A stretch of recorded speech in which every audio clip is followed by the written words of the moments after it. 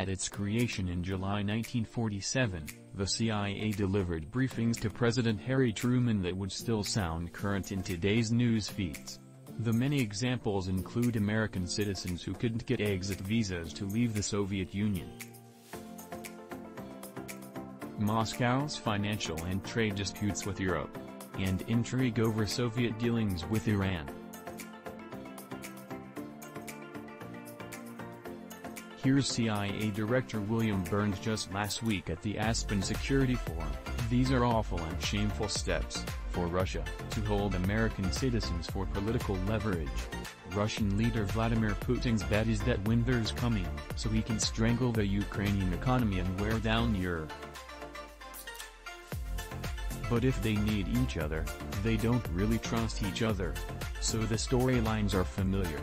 But it's often been a turbulent journey since Truman signed the National Security Act that created the spy agency. Truman's explicit goal was to centralize the multiple and sometimes contradictory intelligence streams coming into the White House from separate U.S. military branches, law enforcement and the State Department. Over the decades, CIA successes included keeping close watch on the Soviet Union with spy planes, satellites and human agents so Cold War tensions didn't spiral out of control. Failures often involved military adventures gone awry, such as the disastrous Bay of Pigs operation in 1961, just one of many unsuccessful attempts to oust Cuban leader Fidel Castro. "You have that constant schizophrenia in CIA history," said Tom Blanton, who heads the National Security Archive, A. The great successes the CIA has had have been the way in which it reduced the possibility of confrontation in a nuclear age, he said.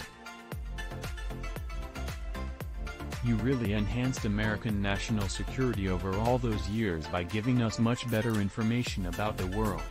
But Blanton is quick to add, the places where the CIA has gone wrong has been in its handling of agents, its covert operations, its paramilitary, which raised the possibility. First came the failure to foresee the al-Qaida attacks on September 11. This was followed by the false assessment on Iraq's weapons of mass destruction. Then came the CIA's torture program of terror suspects.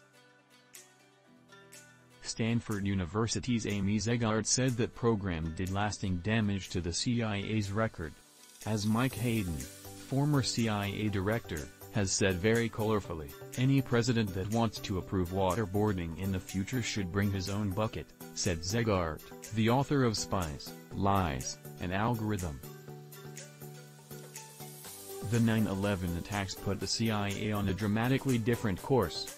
The agency went from an emphasis on traditional spy work, collecting intelligence and recruiting foreign spies, to a focus on paramilitary operations directed at groups like al-Qaida.